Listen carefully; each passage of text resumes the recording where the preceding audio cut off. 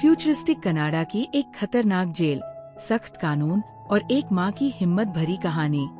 क्या आप जानना चाहेंगे कि कैसे जिंदगी और मौत के बीच खेला जा रहा है ये खतरनाक खेल?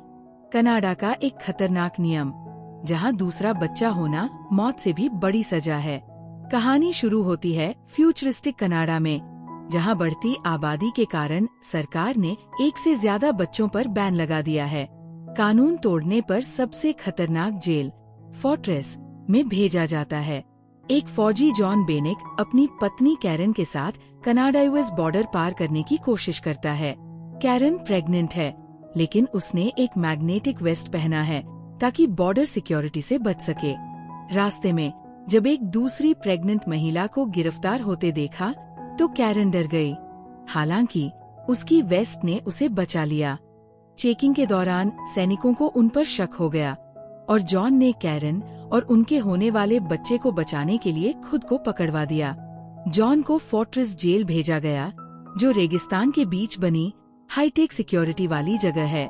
जेल में कैदियों के शरीर में हाईटेक ट्रैकर्स लगाए गए, जो नियम तोड़ने पर पेट फाड़कर मौत की सजा देते हैं।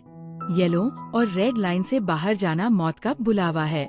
एक कैदी गलती से येलो लाइन पार कर देता है और दर्द के बाद जब रेड लाइन भी पार करता है तो उसका पेट फटकर उसकी मौत हो जाती है। जेल के कैदियों को 30 फ्लोर नीचे बनी अंडरग्राउंड जेल में ले जाया जाता है, जहां से बच निकलना नामुमकिन है। जॉन को नीनो नाम के कैदी के साथ जेन नाम का रोबोट एक सेल मिला है। कैदियों को बाहर जाने से रोकने के लिए सभी सेल्स के बाहर लेजर बीम्स लगाई गई थी। जॉन वहां डी-डे और अब्राहम से मिला। रात को सोने से पहले अब्राहम ने जॉन को चेतावनी दी कि गलती से भी कोई सपना ना देखे। सबके सोने के बाद जड वहां चेकिंग पर आया। वो जॉन का दिमाग स्कैन करके उसके सपने तक पहुंच गया। जॉन सपने में अपनी पत्नी कैरन को देख रहा था। अपने मॉनिटरिंग रूम से पो ने भी जॉन का सपना देखा और उसकी नजर कैरन पर टिक गई, क्योंकि वहाँ किसी को सपना देखने तक की इजाजत नहीं थी। इसलिए पो ने जॉन का सिक्योरिटी डिवाइस एक्टिवेट कर दिया और पेट में जोरदार दर्द की वजह से वो नींद से उठ खड़ा हुआ। अगले दिन मजदूरी करते वक्त मेडॉक्स नाम के आदमी ने नीनो का गलत फायदा उठाना चाहा। जॉन तुरंत उसे बचाने पहुंचा, लेकिन जड ने तीनों के पेट में डिवाइस एक्टिवेट करके लड़ाई रोक दी। इसके बाद तीनों को एक छोटे से लेजर सेल में रखकर पूछा गया कि आखिर शुरुआत किसने की। नीनो मैडॉक्स से बहुत डरता था, इसलिए चुप रहा। अपने दोस्त को बचाने के लिए जॉन ने लड़ाई का इल्जाम अपने सर ले लिया। जॉन को पो के ऑफिस ले जाया गया, जहां उसने देखा कि उसकी पत्नी कैरन को भी जेल में कैद किया गया है। दोनों को बेरमी से टॉर्चर किया गया। इसी दौरान कैरन को पता चला कि जेल में कैद सभी महिलाएं प्रेग्नेंट हैं और उनके बच्चों के साथ कुछ खतरनाक साजिश चल रही है। उधर आदमियों की जेल में जॉन पर मेडॉक्स ने हमला कर दिया। दोनों के बीच जबरदस्त फाइट हुई, लेकिन जॉन ने उसे जान से नहीं मारा। ये देखकर पो गुस्से से पागल हो गया और मेडॉक्स के शरीर में लगे डिवाइस को एक्टिवेट कर दिया, जिससे उसका पेट फट गया। जॉन ने चालाकी से मेडॉक्स का सिक्योरिटी डिवाइस अपने दोस्त नीनो को दे दिया। फिर कैरन को एक कमरे में लाया गया, जहां जॉन को एक भयानक माइंड वाइप मशीन से बांध दिया गया। मशीन ने जॉन की यादों और दिमाग पर हमला करना शुरू कर दिया। इस सजा के बावजूद जॉन 3 दिनों तक जिंदा रहा, जो किसी के लिए असंभव था। इस बीच पो ने कैरन से सौदा किया। अगर वो जॉन को तलाक देकर उसकी पत्नी बन जाए, तो जॉन और उनके बच्चे को आजाद कर देगा। अपने परिवार को बचाने के लिए कैरन ने ये शर्त मान ली। क्या आप सोच सकते हैं कि जॉन को कैरन का ये फैसला पता चलेगा तो क्या होगा? अब जॉन एक जिंदा लाश बन चुका था, दर्द और भावनाओं से दूर, एकदम खामोश। दूसरी तरफ कैरन मजबूर होकर पो के साथ रहने लगी। क्या होगा जब एक जेल से निकलने की सबसे खतरनाक प्लानिंग सामने आएगी? जानिए कैसे कैरन और जॉन ने जेल तोड़ने की साजिश रची। एक रात कैरन ने देखा कि पो अपने शरीर से तारे जोड़कर कुर्सी पर बैठा है। पता चला कि पो को मॉडिफाई करके एक एडवांस्ड ह्यूमन बनाया गया है, जिसे खाने पीने या सोने की जरूरत नहीं, बस महीने में एक बार तारों से अमीनो एसिड्स लेता है। यही प्रक्रिया जेल में पैदा होने वाले बच्चों पर भी लागू होती है, ताकि वे भूख और प्यास से आजाद एक नई दुनिया के इंसान बन सकें। जॉन की हालत 4 महीने से खराब थी, लेकिन जब अब्राहम ने कैरन को बताया कि वह मां बनने वाली है, जॉन की आंख से एक आंसू टपका। उसी रात कैरन ने पो को शराब पिलाकर बेहोश किया और जॉन के सपने में जाकर उसे एक गड्ढे से बाहर निकाला। इससे असलियत में जॉन को होश आ गया। अब्राहम और डीडे की मदद से कैरन और जॉन ने भागने की योजना बनाई। कैरन ने पो से हीरे जैसी एक चीज चुराई, जो असल में पूरी जेल का नक्शा था। इस नक्शे के जरिए उन्होंने प्लान किया कि कंस्ट्रक्शन साइट से जेल से बाहर निकला जा सकता है। डीडे ने सिक्योरिटी डिवाइस को एनालाइज करके उसके मैग्नेटिक फीचर का इस्तेमाल किया और सभी के शरीर में लगे डिवाइसेस हटा दिए। दूसरी तरफ पो को जेल में गड़बड़ी की भनक लग गई। उसने देखा कि कैरन ने लेंस चुराया था, लेकिन अब्राहम ने उसे वापस रख दिया।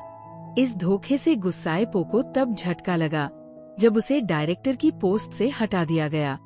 कौन है इस साजिश का अगला शिकार? क्या कैरन और जॉन जेल से निकल पाएंगे? उधर जॉन और उसकी टीम ने भागने का प्लान ऑलमोस्ट तैयार कर लिया। उन्होंने अपने सिक्योरिटी डिवाइस निकालकर कंस्ट्रक्शन एरिया की पाइप पर लगा दिए और जेल गार्ड्स को कंफ्यूज करने के लिए लड़ाई की एक्टिंग शुरू कर दी। जेड को जब फाइट की खबर मिली तो उसने डिवाइस एक्टिवेट कर दिए, लेकिन असली ट्विस्ट ये था कि डिवाइस पाइप पर थे। धमाके के साथ पाइप फट गई और भागने का रास्ता बन गया। लेकिन जैसे ही वे भागने वाले थे, पो ने कंट्रोल रूम से पाइप्स में स्कॉचिंग हॉट हवा छोड़ दी। क्या जॉन और उसकी टीम इस स्मार्ट ट्रैप से बच पाएगी? दूसरी तरफ हाईटेक रोबोट्स ने जेल के कैदियों पर अटैक करना शुरू कर दिया। गोलियां चारों तरफ चल रही थीं और कैदी अब पाइप में फंसे हुए थे। स्टिक्स, एक कैदी घबराकर जेल की तरफ भागा, लेकिन रोबोट्स ने उसे गोलियों से छलनी कर दिया। उधर अब्राहम जेल के अंदर कैरन को बचाने पहुंचा, लेकिन तभी पो वहां आ गया। उसने अब्राहम को मार डाला और गार्ड्स कैरन को खींचकर ले गए। प्लान था कि उसके बच्चे को एडवांस ह्यूमन बनाया जाए। इस बीच जॉन और उसकी टीम ने एक रोबोट को हराने में कामयाबी हासिल की, लेकिन जब उन्होंने उसे ध्यान से देखा तो पता चला कि वह रोबोट नहीं बल्कि एडवांस्ड ह्यूमन था। जॉन ने उसकी गन उठाई और दुश्मनों का सामना करते हुए जेल तक पहुंच गया। आखिरकार सभी एक लिफ्ट में चढ़कर ऊपर जाने लगे। उन्होंने कैरन को ढूंढना शुरू किया। तभी जॉन की नजर स्क्रीन पर पड़ी, जहां डॉक्टर्स उसके और कैरन के बच्चे को जबरदस्ती बाहर निकाल रहे थे।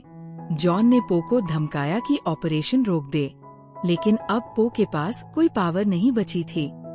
तभी एक रोबोट ने उन पर हमला किया, लेकिन कैदियों ने अपनी चालाकी से बचाव किया। गोली सीधी पो को लगी और वो मारा गया। क्या पो की मौत से ये जंग आसान हो गई या अभी खतरा बाकी है?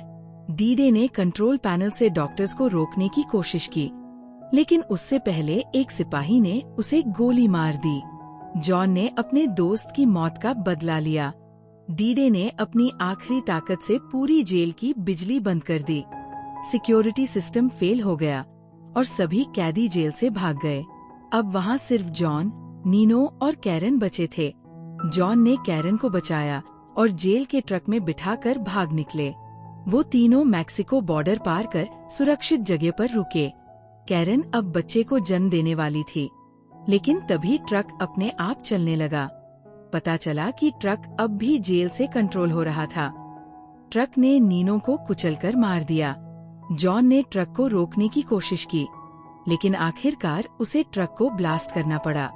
बदकिस्मती से ट्रक एक झोपड़ी से टकरा गया, जहां कैरन थी। क्या ये कहानी यहीं खत्म हो जाएगी, या फिर जॉन कैरन और उनके बच्चे को बचा पाएगा? जॉन घबराकर मलबे में कैरन को ढूंढने लगा। तभी उसने देखा कि कैरन सुरक्षित बाहर आ चुकी थी। उसके हाथ में एक प्यारा सा बच्चा था। आखिरकार जॉन और कैरन अपने बच्चे को बचाने में कामयाब हो गए। आप अपने माँ बाप से कितना प्यार करते हैं? नीचे कमेंट्स में जरूर बताएं।